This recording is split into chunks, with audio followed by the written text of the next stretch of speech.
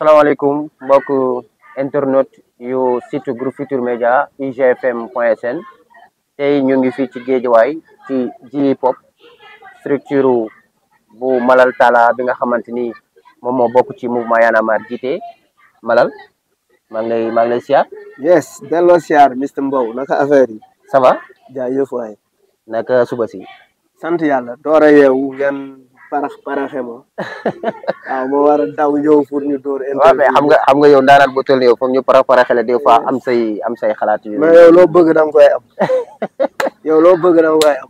ok Malal semaine dernière. nga am loo lancé. waaw beaucoup disent que parti politique la mouvement la jëf l'écriture lan la déjà est-ce que c'est JEUF wala lan la exactement. jëf JE-F jëf comme action donc lool ñi ngi naan mouvement la ñi ngi naan parti politique ñii ñu ngi naan lancé na ko lancé wu ko lancé guma dara du mouvement du parti politique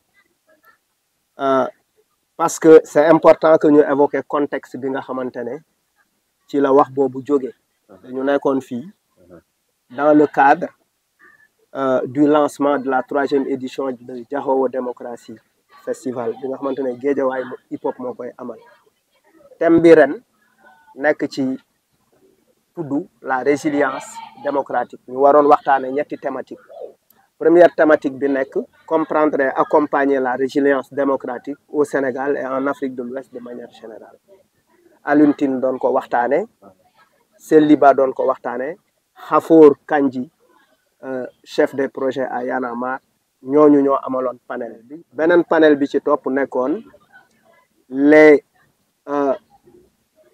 nu mu tuddati discours populistes distinguer les discours populistes et la restriction des libertés ñu amoon ci également ñu mel ni Wasso Tunkara am ci Aïda Sopignan am ci également Awa Diop am ci aussi Djibi Kare connexion Awa Diop bu Enrich Bol ñetteelu waxtaan bi nekkoon table ronde bi nekkoon la participation citoyenne des jeunes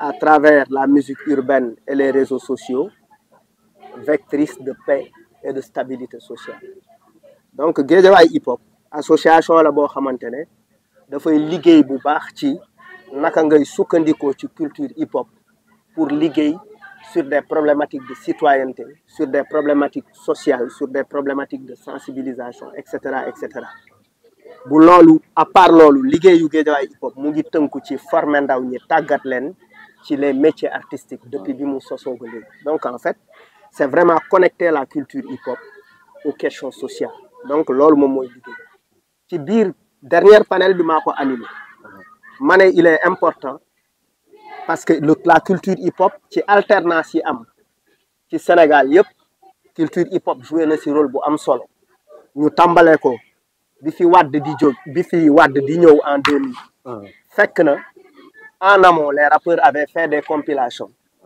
lu mel ni Dekkil Rap lu mel ni Politicien et puis aussi les albums de BMG de Rapadio de Yatfou avaient beaucoup mobilisé les jeunes pour yee leen donc le hip-hop s'est substitué aux partis politiques d'opposition pour nekk benn école du parti parce que les partis politiques ne contribuent plus à l'éducation politique des jeunes c'est plutôt une éducation partisane mais pas dans le sens jàngal leen l'idéologie politique ak le sens véritablement. et foofu la Y'en a marre juddoo aussi. waaw noonu la Y'en a marre très bien juddoo. léegi nag en 2012. xam nga il y a eu l'époque des Awadi des Xuman et cetera des PBS des Xuman des Rapadio mais après il y a eu une deuxième génération de rappeurs. les Simon les ñoom ay Bataillon Blindé ay Kër Gi ay et cetera et après il y a eu Y'en a marre qui a voulu en fait qui a voulu connecter la contestation hip-hop à l'action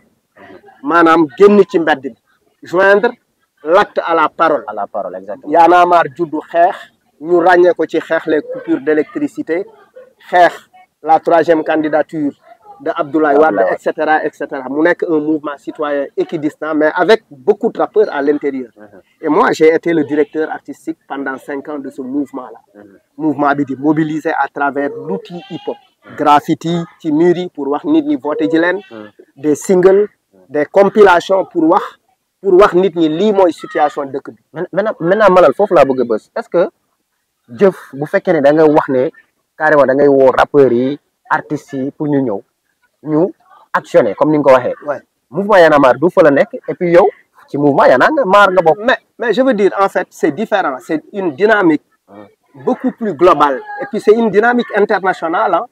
Peut-être que ça s'appelle Jëf au Sénégal mais ça s'appelle autre chose en Allemagne.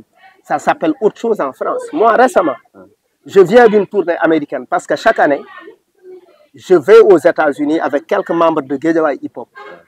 En l'occurrence, le secrétaire général, détective AJ Pape Ali Gueye du groupe Pat Guédo, qui est membre fondateur de cette association-là, qui est actuellement même en France pour un travail. Donc, nous, c'est participer, c'est joxe suñu xalaat sur la contribution du hip-hop à résoudre les problématiques sociales. Par exemple, en 2013, on a participé à un travail sur Music and Social Change à l'université de New York, à New York University. Liggéey bobu en 2016, nous devons dans le Juvenile Detention Center de Missouri à Saint-Louis, à Saint-Louis aux États-Unis. Ce même travail en 2015 a été fait en France en partenariat avec le ministère de la Justice en France pour introduire le hip-hop dans les prisons. Pour dire qu'il y a un modèle hip-hop sénégalais, un modèle social hip-hop sénégalais qui est en train effectivement d'être dupliqué un peu partout à l'international. Ce qui veut dire d'habitude, nous devons importer un concept. Exactement. Maintenant, c'est le Sénégal qui exporte son modèle. Et récemment aux États-Unis, j'étais du 15 au 20. Digante Atlanta, Connecticut et New York pour waxtaane ci lo xamantene moy hip hop heals manam le hip hop soigne. Le Japon était présent, la Chine était présente, l'Afrique du Sud était présente, beaucoup de pays étaient présents.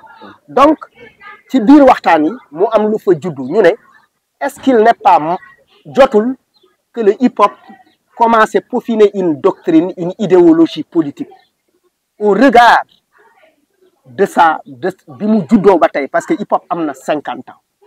Mais ce qui est retenu par les masses populaires à travers le hip-hop, les médias un peu partout, c'est simplement sa dimension contestataire. Alors que le hip-hop a une dimension de contribution politique, de contribution sociale, de dimension entrepreneuriale, etc. etc. Maintenant, est-ce que vous n'avez pas une confusion de rôle? Vous nous savez qu'il y en a marre, presque même lutte bi lay mené. C'est parce que tu as dit en Chine, non, il y a aux États-Unis, mais il y a la présence des Chinois, des Japonais, présence de tout le monde en quelque sorte. Tay nga exporter lolu.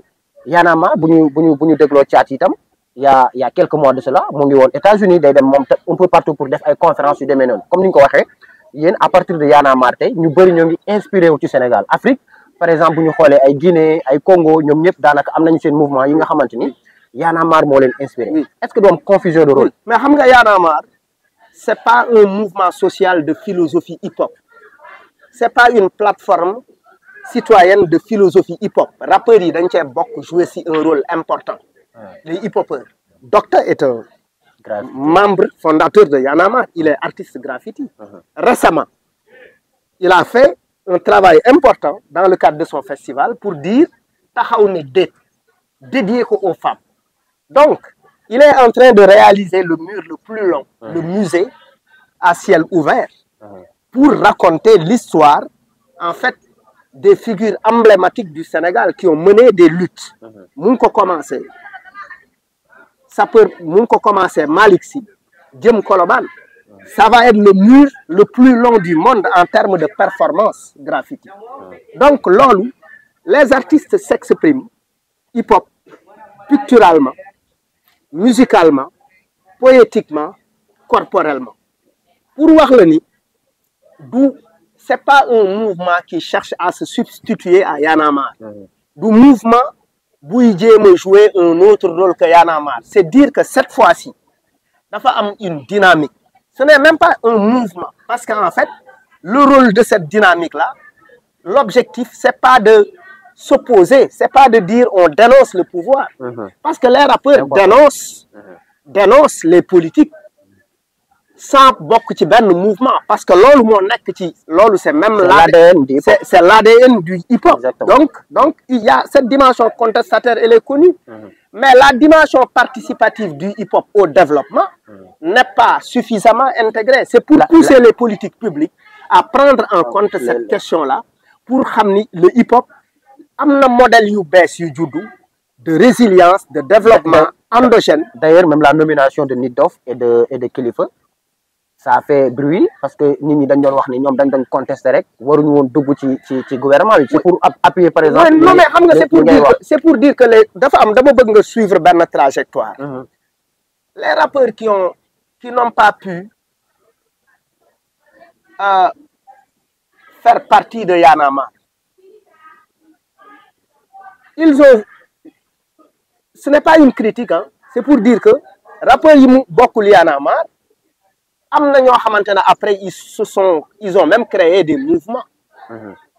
booy xool su Wade pour faire face à Y'en a marre, il avait créé un mouvement bu tudd Citoyen Bon Acte avec les Bill Diakhou pour faire face à Y'en a marre. yaa ngi comprendre pour dire que parce que pour moom affaire de rappeur la. Exactement. Est-ce que tu comprends? Donc les gens ne comprennent pas. Alors que Y'en a marre était constitué de toutes les couches sociales, rappeurs, journalistes, ouvriers, jaaykatu ñandam, etc., jaaykatu gerte caaf, etc., débouché-katu foos, tout.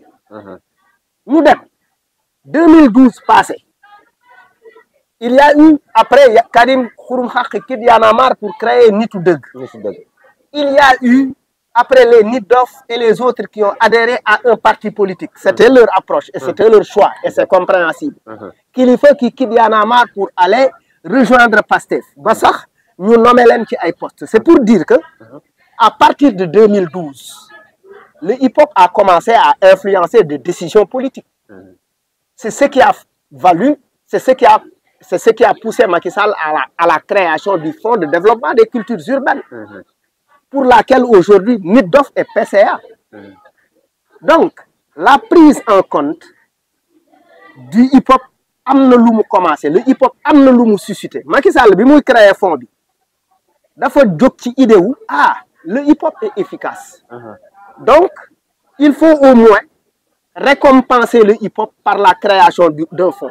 Il n'y a pas un fonds du mbalax, il n'y a pas un fonds du théâtre.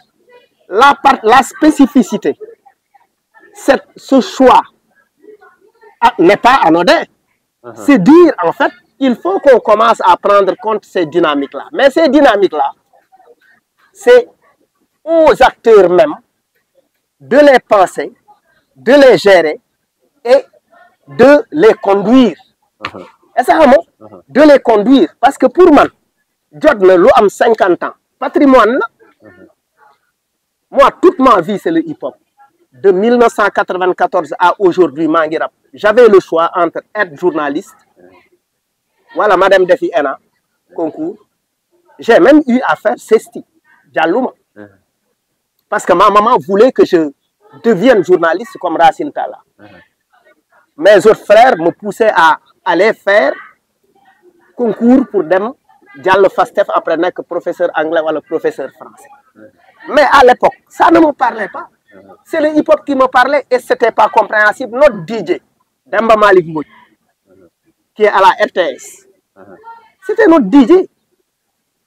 Donc, aujourd'hui, les gens de Kangam Squat, qui sont des professeurs d'anglais dans de grands lycées, je veux parler de Alezé, je veux parler de Luna, je veux aussi parler de nos amis, yo xamantene aujourd'hui ay ñom Abbas Wan qui était ak ñi nga xamul ay ñom Abbas Wan ay ñom Abbas Wan.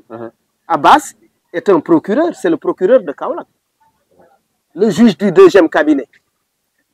Mahabari, il était à Kangam Squat. C'est pour dire que donc la pensée hip-hop, parce que dafa am une dimension qu'on n'exploite pas assez, c'est la dimension, c'est le 5e élément qu'on appelle le knowledge.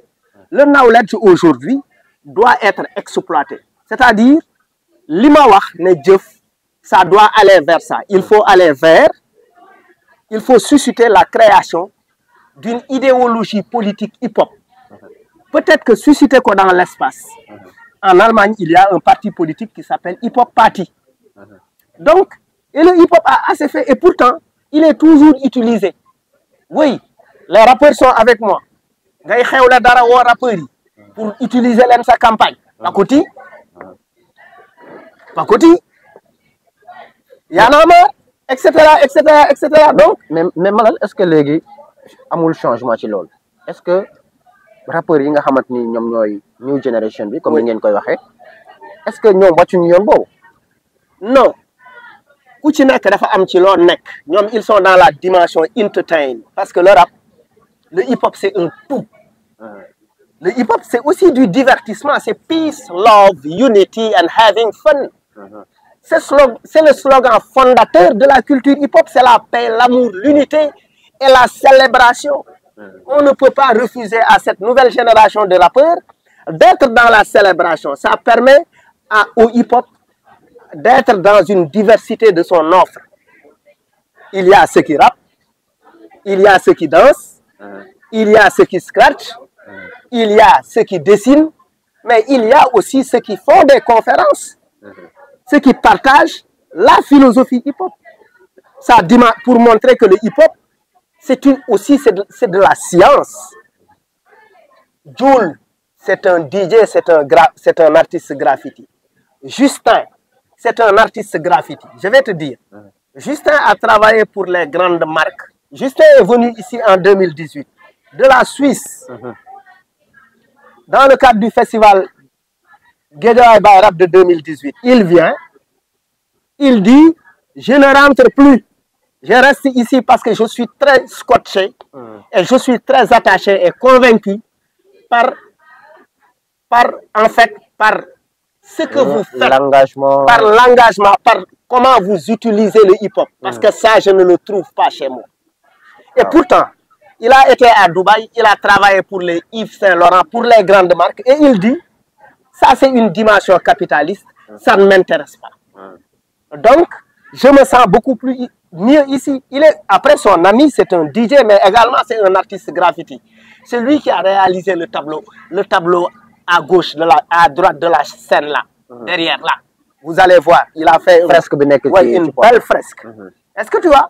Donc, parce que il vient à ses propres frais, parce qu'en fait, il épouse et il est convaincu que le hip-hop, dans sa pure dimension, est en train d'être fait au Sénégal.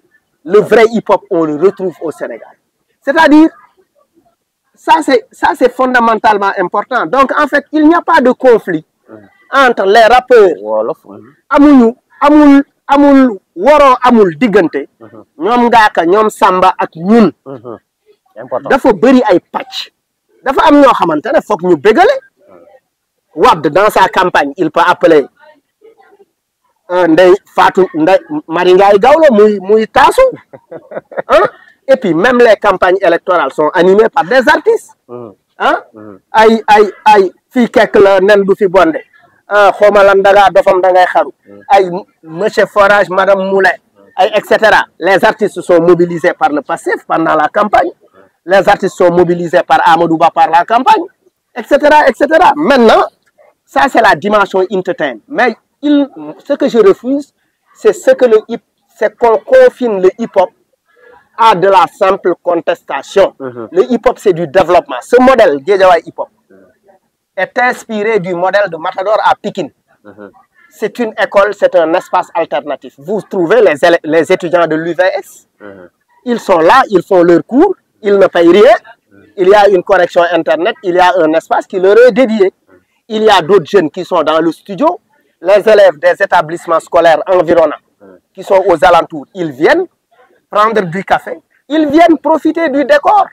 Parce que en fait, il y a quelque chose qui correspond. Amna lo xamantene daf len di nuru sen jamon. Modèle bi ñu créé. Té modèle bi wa Rosso topando ko. mu am maison des cultures urbaines à Rosso, am Ouakam, am Ziguinchor, am Matam te état créé wu ko te jeunes yi état mu ngi créé ay espace jeunes yi duñ fa dem donc jot na état comprendre ni que hip hop bi am na solo pour ñëw lëkkaloo ak hip hop bi pour que effectivement imiter ces modèles là. Exactement. C'est pour influencer, c'est pour pousser l'État à s'inspirer des modèles parce que c'est des modèles endogènes. Ça c'est fait sans argent de l'État. Ça, les charges fixes ne sont pas payées par l'État. L'État mu ngi bëgg a créer une maison de jeunes et de la citoyenneté. Mais les modèles ne correspondent pas aux aspirations des jeunes. Ici, c'est des modèles endogènes créés par des gens du hip-hop qui ont voyagé un peu partout et qui ont vu des choses et qui sont en train de les dupliquer ici en les adaptant au contexte social, à nos contextes sociaux. D'accord. Notre invité tay, comme ni ma ko waxee sànq, Fou Malade, Y'en a marre, Jëf, activiste. Tout, hein, comment non, en fait, je ne veux même pas qu'on m'appelle activiste parce que je ne le suis pas. D'accord. Moi, je suis hip-hop. D'accord. Maintenant, pour rester sur le cadre, oui, on a compris que Jëf, ce n'est pas un parti politique. Non, pas du tout. Ce n'est pas un parti politique. Parce qu'en réalité, je suis dégg fan yee passé ci réseaux sociaux yi ñu ne waa Y'en a marre ñooy pousse Malal pour mu créer parti politique pour dem aux élections. Mais est-ce que du contexte bi aussi? Non, en fait, je veux dire pour man on est à l'ère ñu ngi ci ay mutations politiques. Est-ce que tu sais que les partis politiques traditionnels non, ils ont disparu. Exactement. Maintenant, il faut de nouvelles offres politiques qui correspondent au contexte. Mën nga dindi la contribution ces 20 dernières années. Mën nga dindi la contribution du hip-hop au développement de ce pays. Mën nga dindi la contribution hip-hop pour la mobilisation des jeunes. Mën nga dindi la contribution hip-hop pour la formation des jeunes. Ce centre, depuis sa création, a formé plus de 500 jeunes, outillé leen, jox leen métier, ñuy liggéey mënal seeni waajur. À travers des programmes d'échange internationaux. Il est important que l'État comprenne que ces dynamiques-là, du ay dynamiques xaarama xëccoog État, xaarama xuloog État, xaarama def li, c'est des dynamiques participatives au service des communautés. C'est rendre accessible la formation, rendre accessible la connaissance citoyenne, etc. Parce que la connaissance citoyenne ou l'information citoyenne, c'est des informations qui étaient confinées, c'était élitiste.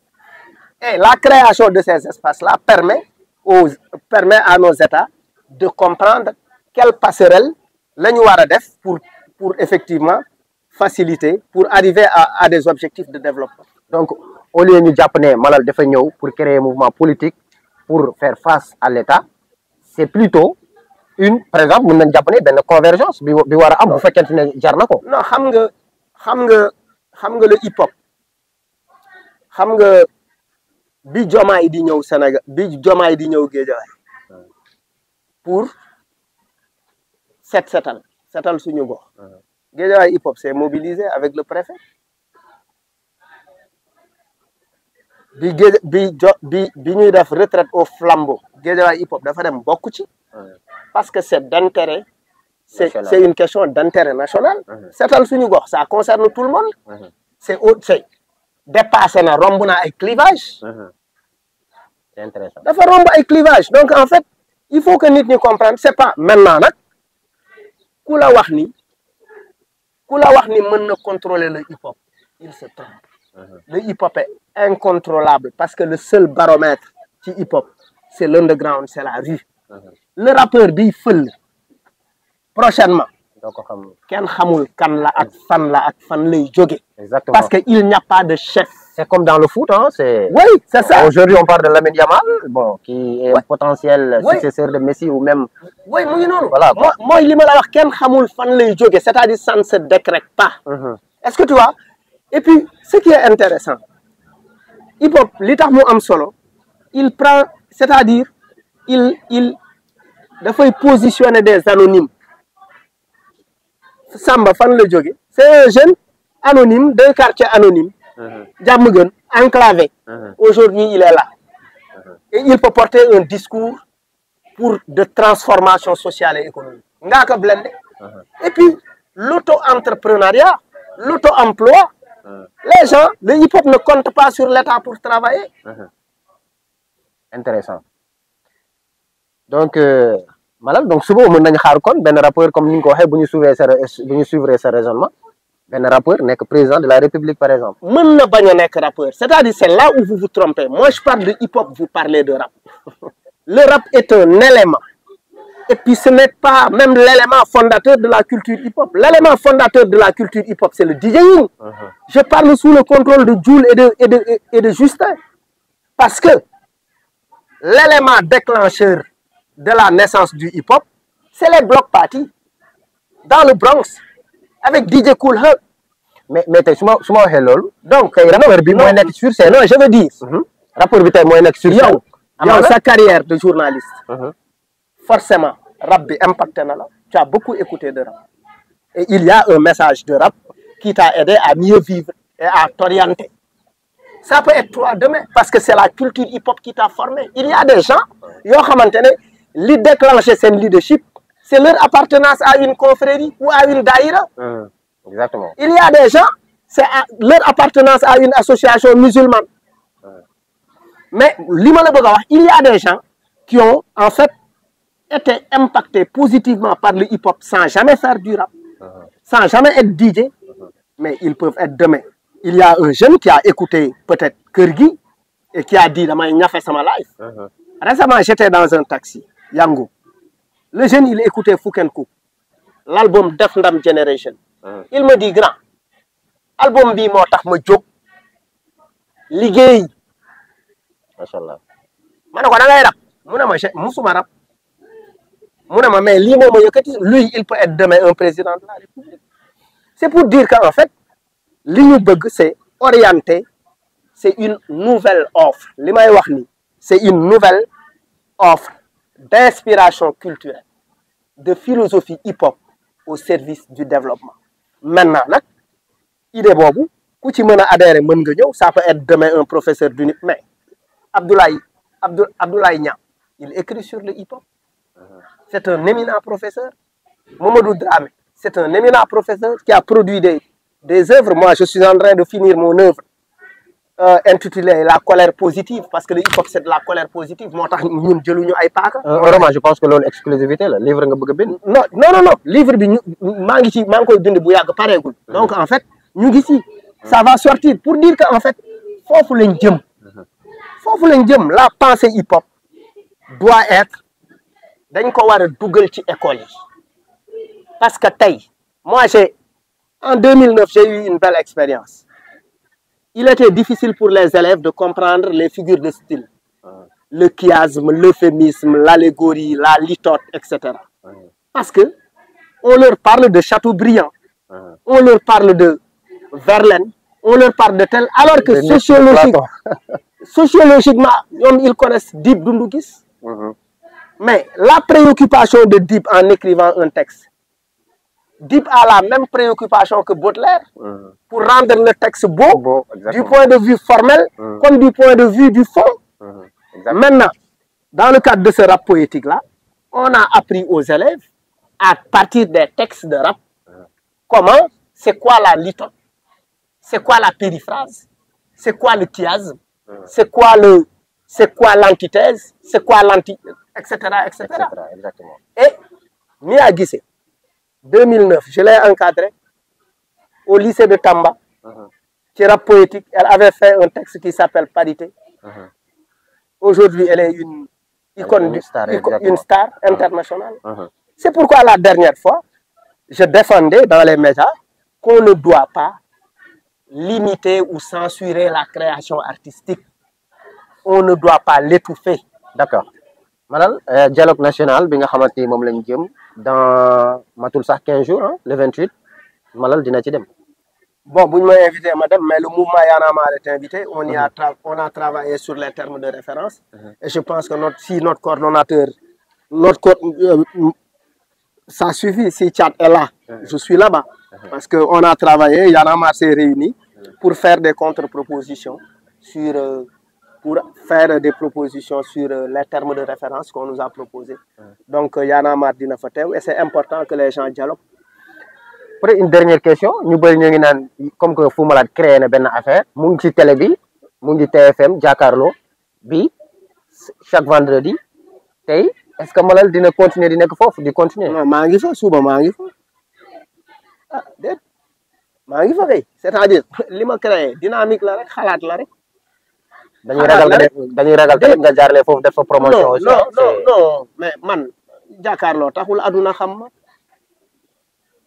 man maa tax man bokk naa ci ñi tax nit ñi gën a xam jàkkaarloo nag yokk na ma doole loolu daal donc il ne faut pas nekkuma jàkkaarloo pour di ko utiliser pour sama yëfi bopp musulan ma fa dégg may wax sama yëfi bopp à part ma am programme invité nit donc jàkkaarloo du jumtuwaay bu may utiliser pour sama yëfi bopp jaaruma jàkkaarloo it pour def politique parce que déjà Fou Malade ci boppam label la pour Fou Malade label la. D'accord. Fou Malade wax ñu sa xalaat. sama xalaat jox ñu bokk benn freestyle ci affaire bi nga créé. peut-être benn affaire bu non bindaguma si texte. C'est pour dire qu'en fait gis nga réew. dafa soxla ay xalaat yu bees. réew dañu war a prendre en compte li tax américains yi ay bu ñu wootee waxtaan pour waxtaanee nañ defar kër gi nañ tabax kër. am ku jóge fee ne pourtant bu ñuy tabax kër gi war nañ ci boole bu ñuy gazé ciment bi nañ ci boole saaku biscuit bu doon Sénégal dañ naan wala dof bii lu muy wax américains yi disent ah mais lu tax nga wax nañ ci def biscuit. waaw c'est vrai hein? C'est important donc en fait exactement xalaat yu bees dafa baax ci réew. Et puis tant que ñu ngi indi ay xalaat dafay tax jàmm di am. dafay tax effectivement ñu jox beaucoup de possibilités ñu jox des possibilités à beaucoup plus de personnes de s'exprimer et d'agir pour le développement. Bon, émission bi neexoon na. jaajëf. On n'a même pas vu l'heure passer quoi. On avait prévu 10 minutes mais xam naa def nañ 45 wala 30 minutes. On est ensemble pour dire que c'était intéressant. jaajëf. Donc merci Malal. IGFM mu ngi woon fii Guédiawaye tey ji pop ngir waxtaanee li nga xamante ni moom la Fou Malade créé jëf du parti politique wax na ko ab mouvement la rek bi nga xamante ni day ànd ak société bi di xeexal société bi lépp li nga xamante ni société bi soxla na ko mu ànd ci ak moom Omar Mbow moo nekkoon ci présentation bi maa ngi jëfal bu baax a baax sama caméraman ma leen di jox rendez-vous ci beneen émission jërë ngeen jëf.